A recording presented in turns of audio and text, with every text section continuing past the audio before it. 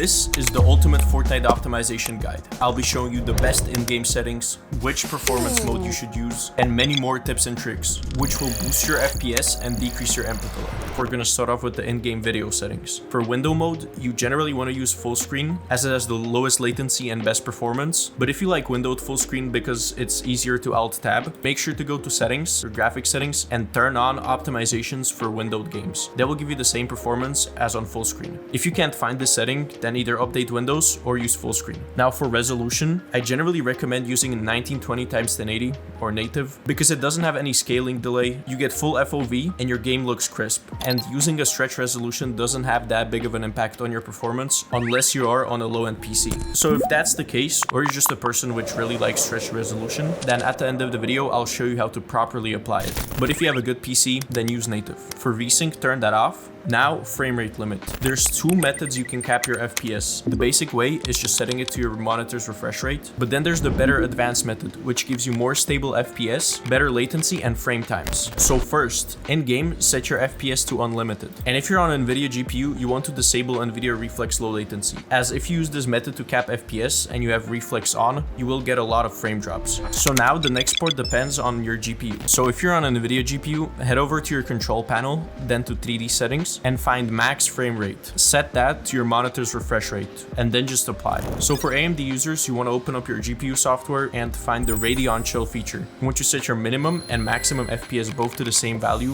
which is your refresh rate. And boom, this is the best way to cap your FPS. Alright, so now which performance mode you should use. We have tested it on over 50 PCs, and in about 75% of cases, the new DX12 based performance mode had better FPS and frame times than the old legacy one. The 25% where the old performance mode worked better were usually low-end or older PCs, but there were also a few cases of new or high-end PCs getting better FPS on the old one. That means the best thing to do is just test out both performance modes and see which one works better for you. Also keep in mind that when you switch between them, you will get FPS drops for a little bit, so give it some time. But if you don't really want to test, then just comment below your specs and I'll tell you which performance mode you should use. By the way, we have also gotten word from an Epic Games affiliate that the old performance mode will be going away sometime in chapter 7, so keep that in mind. So for brightness and colorblind mode, that's generally your preference, whatever you like. I'm not gonna talk about it. Next up, graphics. So 3D resolution, I would generally keep that at 100. Again, if you're on a low-end PC and you want to have a lower resolution, I'll show you how to properly do it at the end. Dynamic 3D res, turn that off. View distance. So I would actually recommend turning this to medium or far because you can see floor loot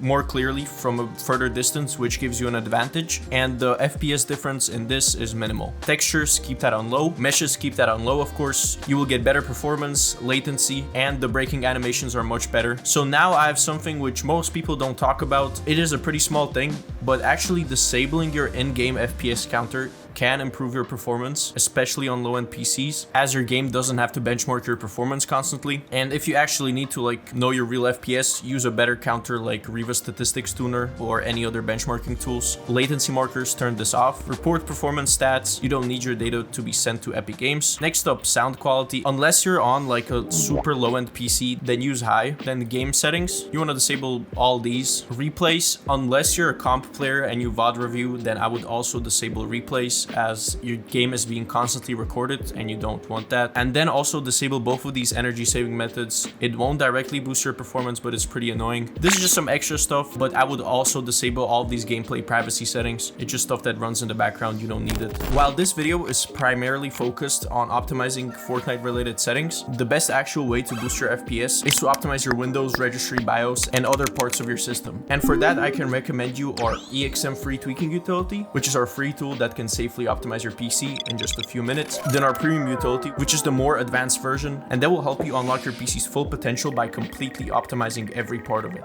I've left a link to both in the description, one of them being a video about our free utility, which I'd highly recommend checking out after you finish this video. You won't regret it. Now, if you're serious about getting more performance, then you can also use a skin which doesn't have that many animations or is just really bare bones, like a variation of the default skins or a blank superhero skin. There's been a bunch of videos about this on the past, and it actually does make a big difference, especially on lower end PCs. But again, that's only if you like play comp. So that's everything inside of the game, but now it's time for some additional optimizations. The first one is going to be making a QoS policy, which will make it so your internet router prioritizes the network packets of Fortnite over any other packets. That will lead to lower and more stable ping, and it can also fix packet loss. First, we need to make sure that the QoS policy driver is enabled and gpedit is installed, because without it, it won't properly work. It's a pretty complicated process, so I've decided to make a script which will allow you to do it in just a few clicks. Join our Discord server, go to EXM free resources, and find this file. Simply download it. By the way, the file is open source and gets 0 detections in virus total behavior and here. So all you want to do is just run it as administrator, boom, and you're done. And then restart your PC. After you open your PC again, press Windows and R, type in gpedit.msc. It will open this. Under user configuration, go to Windows settings and find policy based QoS. Right click on this and press create a new policy. Then just name it Fortnite or whatever, it doesn't really matter. Make sure to set the DSCP value to 46. Leave this alone. Next, select it to this and put in the Fortnite EXE name, which I'll leave in the description. After that, press next, leave this alone, and make sure this is set to TCP and UDP. Afterwards, press finish, and boom.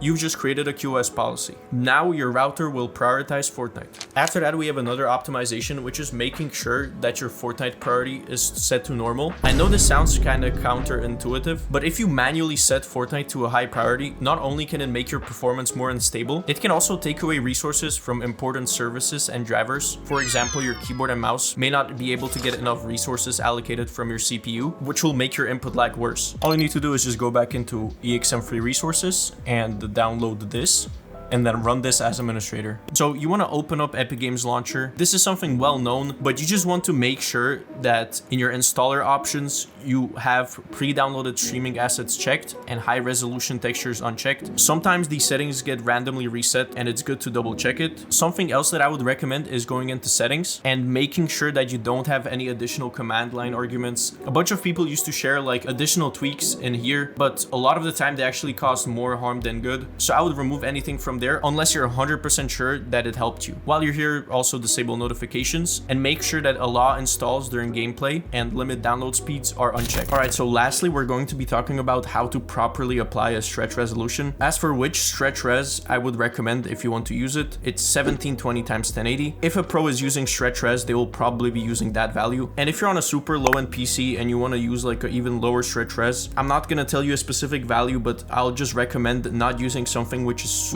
super stretched, as you will lose a lot of FOV, which will give you a massive disadvantage. Anyways, here's how to actually apply the stretch res. So first, you want to open your GPU software, that being NVIDIA Control Panel or your AMD software, and it should be pretty similar for both of them. Just go into the page where you can change your resolution and go into customize, create a new resolution, and I'm just going to be using 1720 as an example. So boom, just change your resolution in here. The other settings don't matter for the res, but if you want to optimize them and your monitor settings, then I've made a guide about it. Check it out in the description. Anyways, just press test. And now it should look like this for NVIDIA and for AMD. Afterwards, going to adjust desktop size and position. Or in AMD, it should be just the display settings. And make sure that GPU scaling is turned on and this is checked. Afterwards, you can close it. And the last step that we have to do, it's pretty unconventional. You're gonna have to trust me here. You have to go into device manager and you want to find your monitors and disable every single one. Don't worry, this won't disable your actual monitor. It will just disable the generic PMP driver and it will allow you to directly see your stretch res in your Fortnite settings. And afterwards, all you need to do is just change your resolution to your stretch res directly in your Fortnite settings. And boom, that's how to properly apply your stretch res. All right, so that's everything for today's video. Like and subscribe if it helped. See you guys later.